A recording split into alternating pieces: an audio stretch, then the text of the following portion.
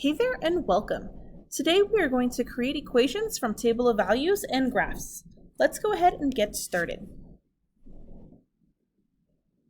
Alright, so we have a bit of key vocabulary today, and that key vocabulary is just all of the parts of what's called slope-intercept form. So slope-intercept form is the equation that we have for a straight line, and it's y equals mx plus b. Now, each part of slope-intercept form has a different function to it. So let's go ahead and talk about those. Y is just the y value of an ordered pair. There's nothing fancy about it. It's just the y value of an ordered pair. And remember that y moves our graph up and down. The next part of our equation is m, and m stands for slope. And the slope of our line is just how much our line, not how straight it is because the line is straight, but how steep it is. Does it go almost completely straight up and down? Does it go almost completely flat? Or anywhere in between? That's what the slope tells us. And so we've got a couple of ways that we can find slope. And the first one looks really weird because it's got triangles in it. But it's called the change in y over the change in x. That triangle is the Greek letter delta, which just means change. And change in y over change of x is easiest found through a table of values. The next one that we have is called rise over run, which is easiest found from a graph. And slope is just, it moves at a constant rate. So no matter what part of the graph or what part of the table you're looking at, it's always going to be constant. Now, I know this probably doesn't make a whole lot of sense right now, and that's okay. Right now we're just defining things, but when we move on in the next part, we'll actually see it in action. So if it's confusing, don't let it stress you out just yet. The next portion of this is the x, and that's just the x value of an ordered pair. So very similar to y, it doesn't have anything fancy, it's just the first number in an ordered pair. And remember that always moves our graph left and right.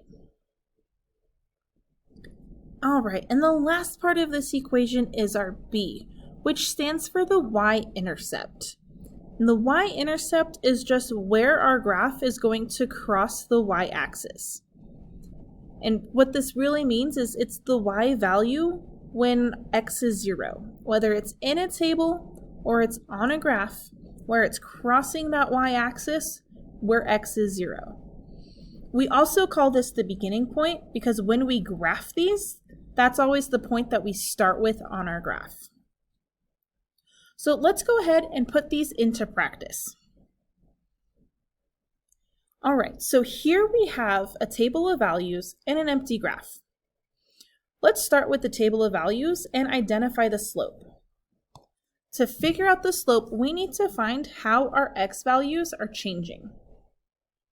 So I'm going to go from -3 to -2, and I know that I'm adding 1 to get to that next number.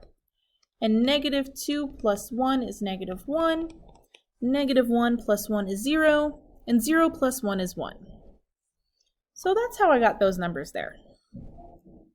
Now I need to do the same thing for my y values. So I need to go from -9 to -6, which is plus 3, -6 to -3, which is plus 3, -3 to 0, which is plus 3, and 0 to 3, which is plus 3.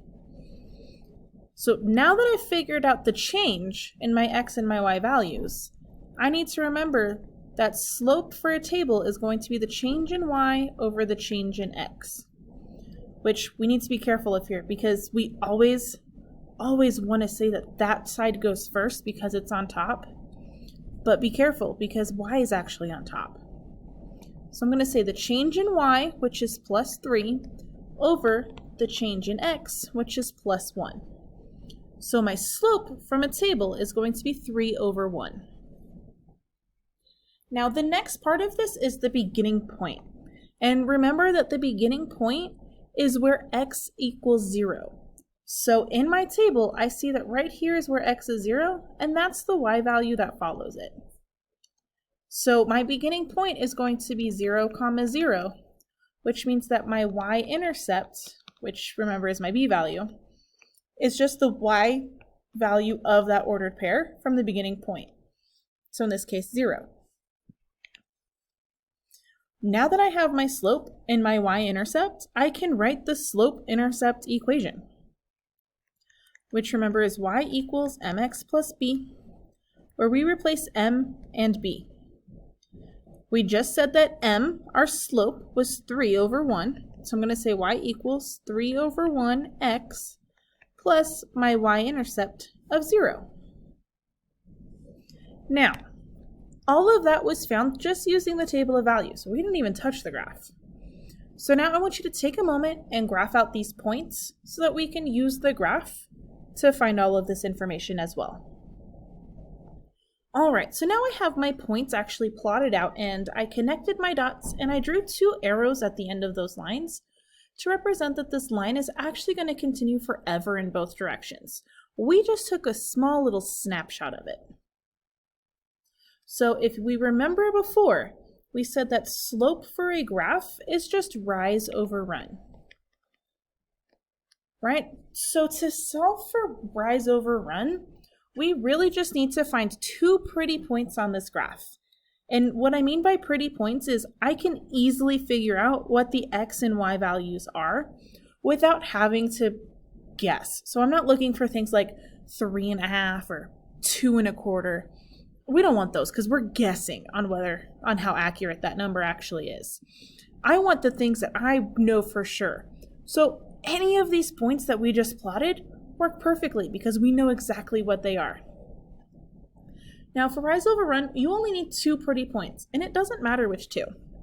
So for the sake of this problem, I'm just going to choose those 2.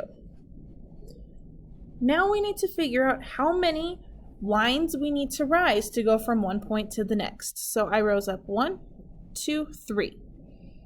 Right? Did we see that? Let me erase my circles and we'll do that again.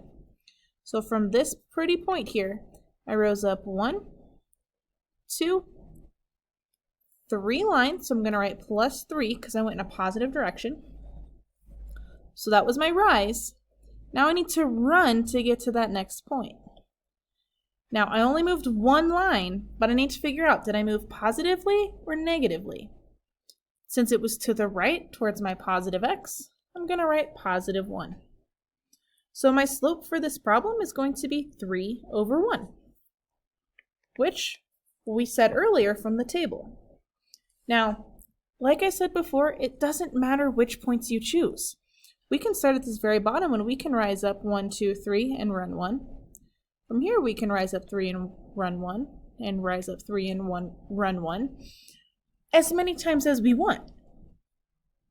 We can even go a little bit crazier, and we can start up here, and we can end down here, and I can say I'm running down 1, 2, 3, 4, 5, 6, so minus 6, and then to the left 2, which is minus 2.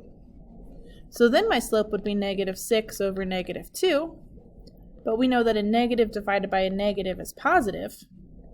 And 6 and 2 can both be reduced by 2, which still gives me 3 over 1, which we had earlier. So it really doesn't matter which points you choose. You just need to pick 2 of them that are on this line. And that's how you find slope from a graph. All right, the next part is to find the beginning point. And remember we said that the beginning point is where our graph crosses the y-axis. It's the actual ordered pair for it. So I've taken my y-axis and I've highlighted it in pink, and I need to find where does this orange line touch that pink line. And the answer is right there, directly at the point 0, 0, which means that my y-intercept is still 0, which means that I still get the same exact equation.